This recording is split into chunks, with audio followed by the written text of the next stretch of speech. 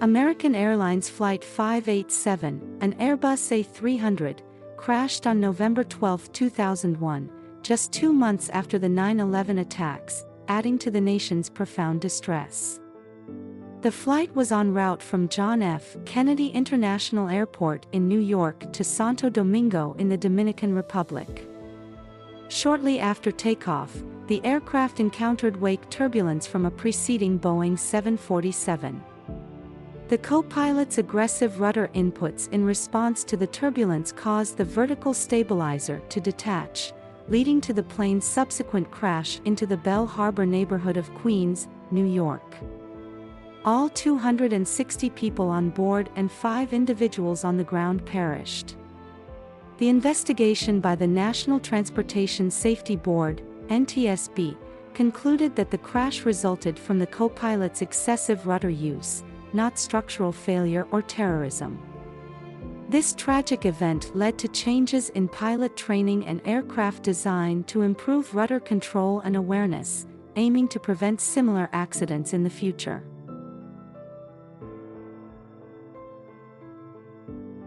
American Airlines Flight 587, an Airbus A300, met a tragic end on November 12, 2001, when it crashed into a residential area in Bell Harbor, Queens, shortly after taking off from John F. Kennedy International Airport in New York. Here are the detailed events and aftermath of the crash. The aircraft was headed to Santo Domingo, Dominican Republic, with 260 people on board, including 251 passengers and 9 crew members. Shortly after takeoff, Flight 587 encountered wake turbulence from a Boeing 747 that had taken off minutes earlier. The co-pilot, Jonathan McLaren, who was at the controls, responded to the turbulence by making aggressive and excessive rudder inputs. The intense and rapid rudder movements overstressed the aircraft's vertical stabilizer, causing it to detach from the airplane. With the loss of the vertical stabilizer, the pilots lost control of the aircraft, leading to its descent and eventual crash into the residential neighborhood. All 260 individuals on the flight died, and 5 people on the ground were killed by the impact or resulting fires. Several homes in Bell Harbor were destroyed or damaged.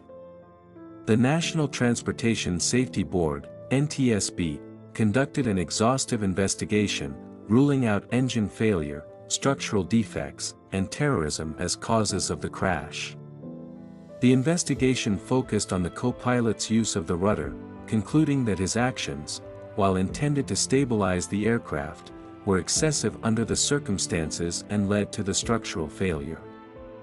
The crash deeply impacted the Bell Harbor community, still reeling from the loss of several residents in the 9/11 attacks.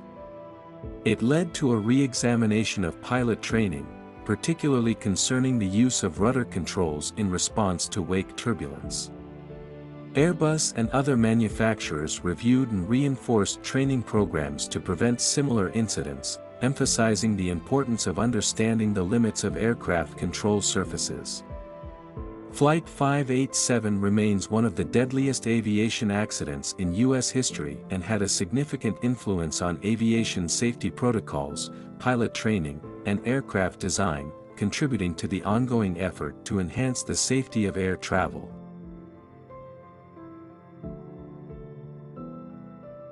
Timing after September 11th, the crash occurred just 2 months after the September 11th attacks, at a time when the United States was still reeling from the terrorist acts and air travel security was under intense scrutiny. The proximity and timing heightened fears and anxieties about air travel. Excessive rudder use. It's unusual for a modern airliner crash to be attributed primarily to pilot input on a control surface. The co-pilot's aggressive use of the rudder, which led to the aircraft's vertical stabilizer detaching, is a rare instance of how human factors can directly lead to a structural failure in an aircraft. Wake turbulence encounter. While wake turbulence is a known flight hazard, it is not typically associated with catastrophic outcomes, especially for large aircraft like the Airbus A300.